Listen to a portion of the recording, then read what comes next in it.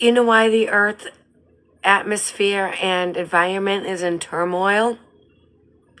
Your fight for resources is destroying the planet. You're scraping her. You're digging holes into her. You're destroying her.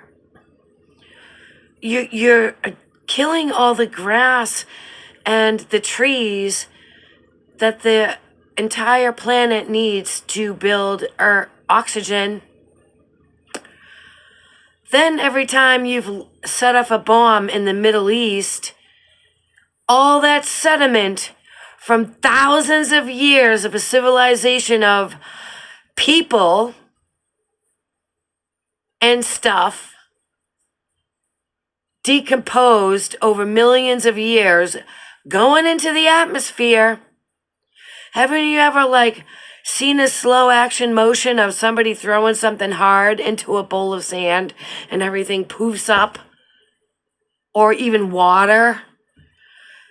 That's all going into the environment along with the exploded materials that you're mining from the earth. So you're mining materials that's killing the earth, and then you're making materials from what you're mining that is destroying the earth.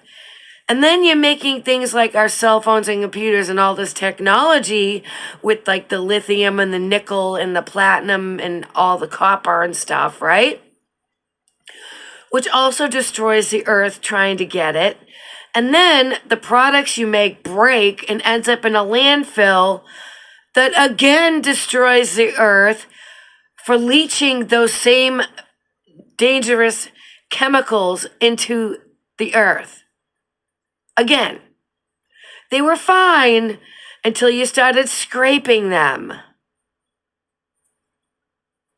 Just like an abandoned home is fine until you open the front door and then all the dust that has been sitting on everything goes flying through the air when the wind gusts through there.